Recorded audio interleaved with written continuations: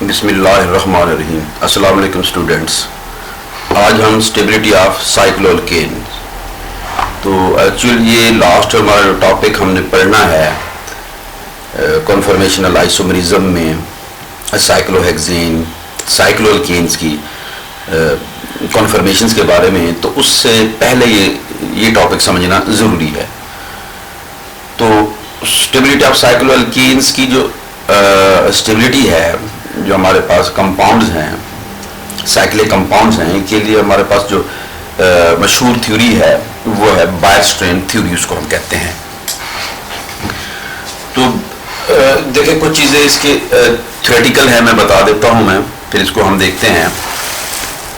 इसमें देखें कि before 1881 it was observe that alicyclic, जो कार्बोसाइक्लिक हमारे पास कंपाउंड्स हैं, कंसिस्टिंग ऑफ, इनके पास 5 या 6 कार्बन एटम्स होते हैं रिंग के अंदर। वो फ्रीक्वेंटली फाउंड अमंग जो नेचुरल प्रोडक्ट्स वगैरह जो रिसर्च हुई, जो नेचुरल प्रोडक्ट्स में ज़्यादातर ये 6 और 5 मेंबर कंपाउंड मिलते थे, जिनको आसानी से इजीली सिंथेसाइज किया जा सकता था लैब में। 1881 में फिर मार्कोनिकोफ, 82 में फ्रीउंड और 1883 में पर्किंस, इन्होंने भी इस्तेमाल जो एंड लार्ज साइज जो रिंग थे, ठीक है, एलिसाइक्लिक जिनको हम कहते हैं, इनको प्रिपेयर किया।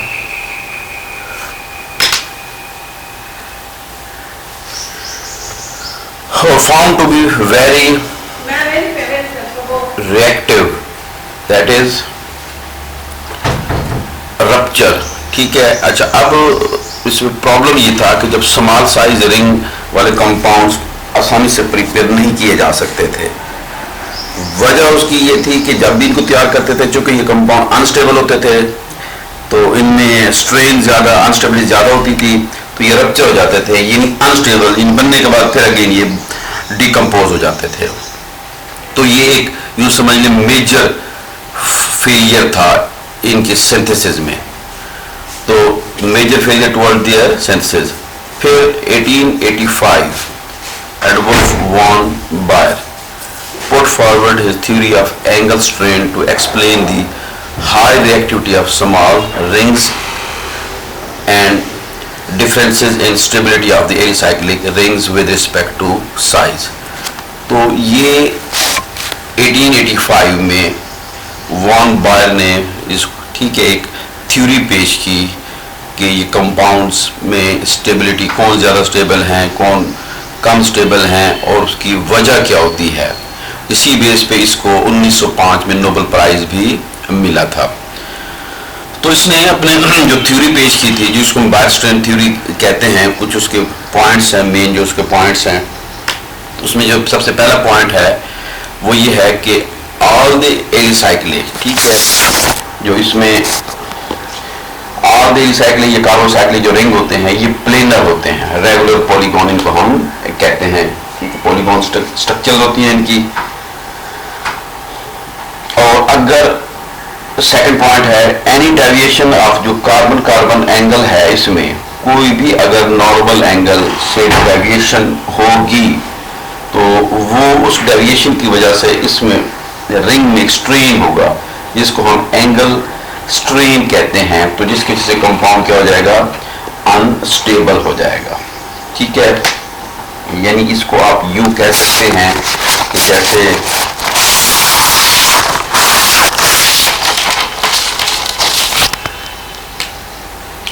अब ये हमारे पास कोई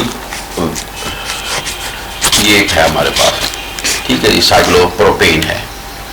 अब वैसे तो ये सारे हाइड्रोजन हैं यहाँ पे, ठीक है, अंडरस्टूड होता है, ये होते हैं, ये हाइड्रोजन यहाँ पे हैं, हर कार्बन sp3 है।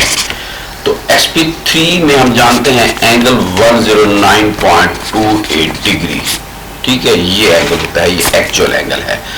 अगर इस एंगल से, इसी तरह ये भी क्या है, ये भी sp3 हाइब्रिडाइज है, साइक्लोब्यूटेन, साइक्लोपेंटेन, ये भी सारे क्या है, कार्बन sp3 हाइब्रिडाइज हैं।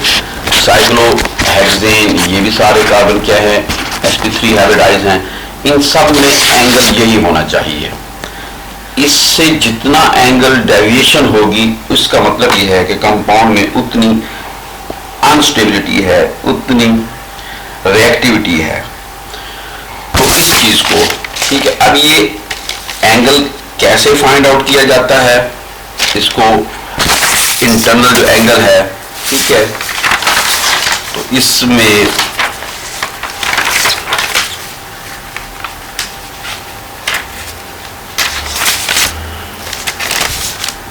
फर्ज करें कि ये हमारे पास, अच्छा इसके देखें कि से फॉर एग्जांपल ये हमारे पास है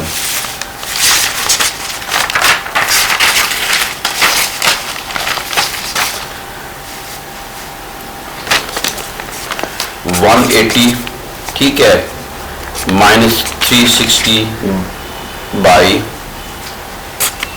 n। इससे आप फाइंड आउट कर सकते हैं ये जो पॉलीगॉन, ठीक है, स्ट्रक्चर्स होती है और जो रेगुलर जिनको हम, ठीक है, कह सकते हैं इनको, या इस तरह कह सकते हैं ये सिर्फ x और y पे यानी प्लेनर जो होती हैं, ठीक है। ये तो अब इसमें अगर हम 360 डिग्री पे कह सकते हैं, n क्या है, नंबर ऑफ साइड्स हैं।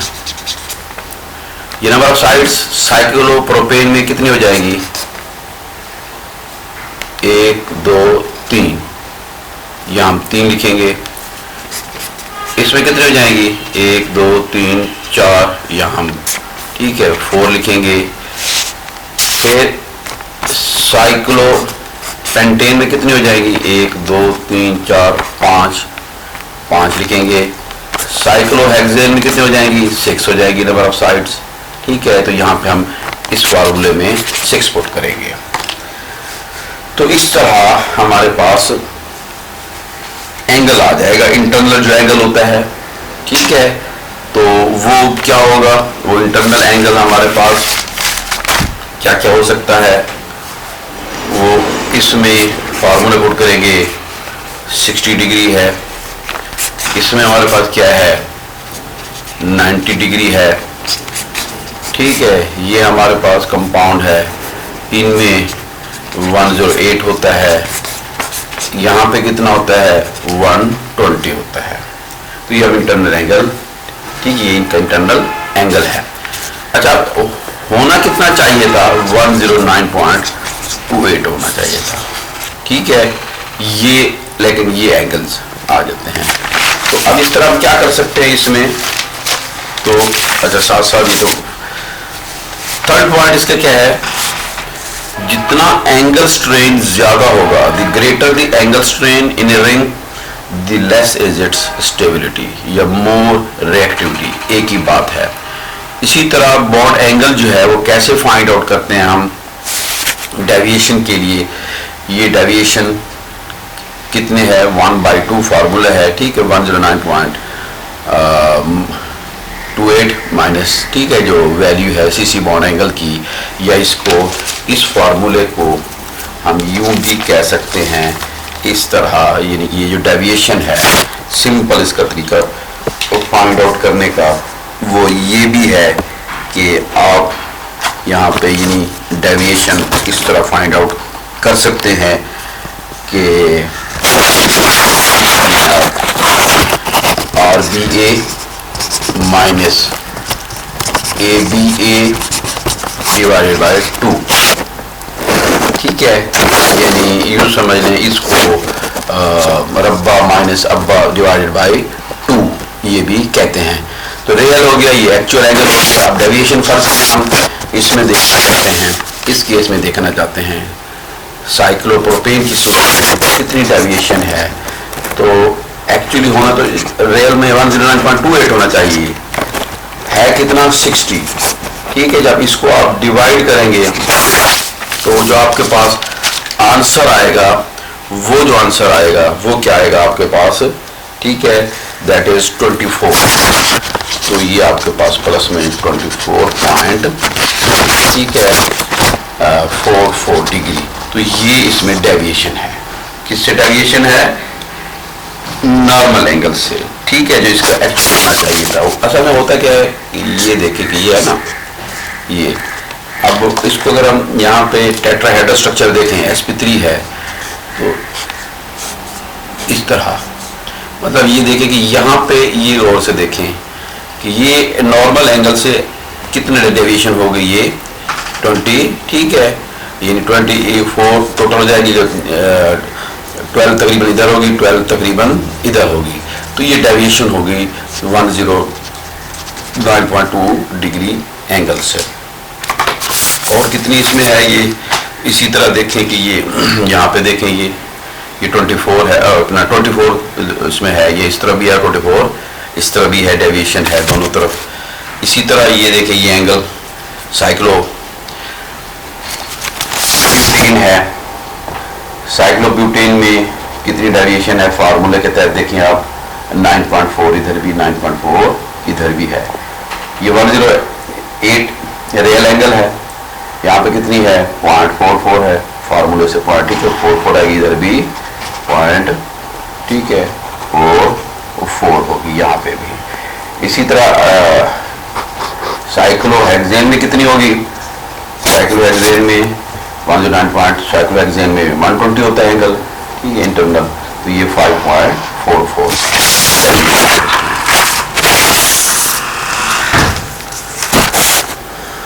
तो अब डेविएशन टोटल इसमें, इसी तरह साइक्लोहेप्टेन है, साइक्लोहेप्टेन में -9.33, ठीक है, प्लस और माइनस में ये यूँ समझ लें कि ये चीज़ बढ़ गई उससे एंगल, और प्लस का मतलब ये है कि एंगल उससे क्या है, कम है, ठीक है, यानी इसका आंसर देखें आप, माइनस में आ रहा है, और माइनस का ये देखें तो ये एंगल क्या हो गया, ये बढ़ गया नॉर्मल एंगल से, जो होना चाहिए था उससे बढ़ जाएगा तो आंसर माइनस में होगा, और प्लस में होगा तो मतलब इससे एंगल नॉर्मल से ये क्या है, ये कम है।